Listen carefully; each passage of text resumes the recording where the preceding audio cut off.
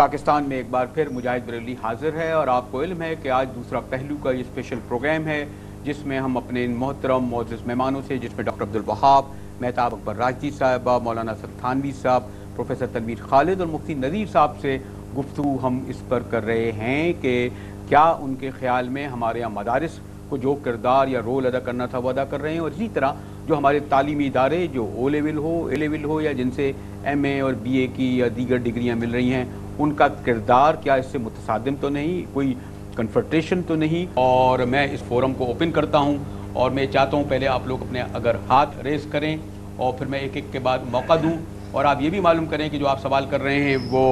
ہمارے کس معزز اور محترم مہمان سے کر رہے ہیں۔ اور پھر میں یہ بھی چاہوں گا کہ ضروری نہیں ہے کہ اگر مہتاب اگر راجدی سے یا ہمارے مفتی نذیر صاحب سے کوئی سوال ہو رہا ہے، یہ لوگ آپس میں بھی گفتگو کر سکتے ہیں۔ تو اب جو ہے وہ سمجھ لیں میرا رول آہستہ آہستہ کم ہو گیا، اب یہ فورم اوپن ہے،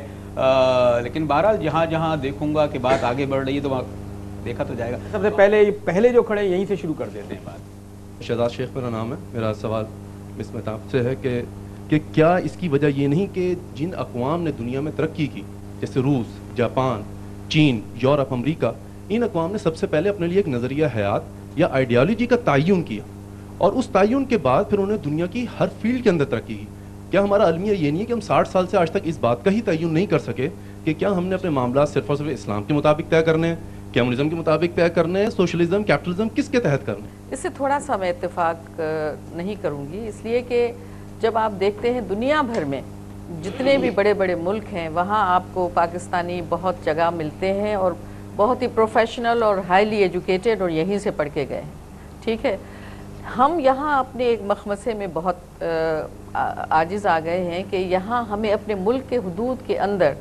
کوئی چیز ایسی نہیں نظر آتی کہ جہاں ہم جو اس یونیورسٹی سے بھی لوگ نکلیں تو معاشرہ ان کو ابزارب کرنے کے لیے تیار ہو، مارکیٹ ان کے لیے موجود ہو۔ اور اسی طرح سے جس بھی یونیورسٹی سے، جیسے میں نے کہا، ایک لفظ میں نے شروع میں کہا تھا کہ ہم صرف گریجویٹس پروڈیوس کرتے چلے، چرننگ، بالکل اس طرح سے کہ ایک مشین سے ایک چیز نکلتی چلی آ رہی ہے، لیکن اس کی کھپت ہمیں کہیں نہیں مل رہی ہے۔ تو ہم نے اس طرح کا کوئی انتظام نہیں کیا ہے کہ جب ہمارے پاس اتنے پڑھے لکھے لوگ آئیں گے تو ہم ان کو کہاں کہاں اپنے ملک کے لیے استعمال کریں گے۔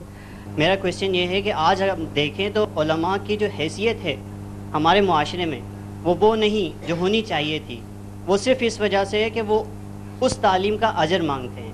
وہ تعلیم ہر مسلمان کا حق ہے، ان کو دینا چاہیے تھا۔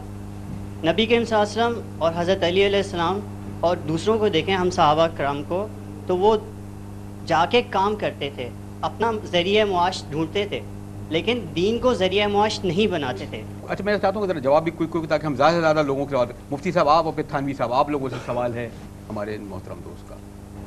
بات یہ ہے کہ شروع میں جیسا کہ عرض کیا کہ ایک مسئلہ آتا ہے کہ قرآن پر اجرت لینا، قرآنی تعلیم پر اجرت لینا، یہ ایک الگ مسئلہ ہے۔ مثلا ایک شخص مجھے کہے کہ مجھے کلمہ پڑھا دو،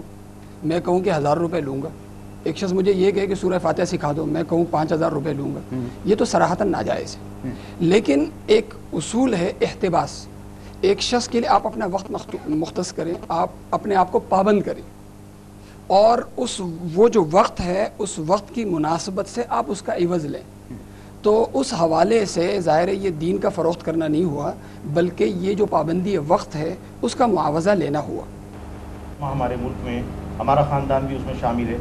جو نماز جمعہ پڑھا کے کوئی معاوضہ نہیں لیتا ہے، نماز عید پڑھا کے کوئی معاوضہ نہیں لیتا ہے، نکاح پڑھا کے کوئی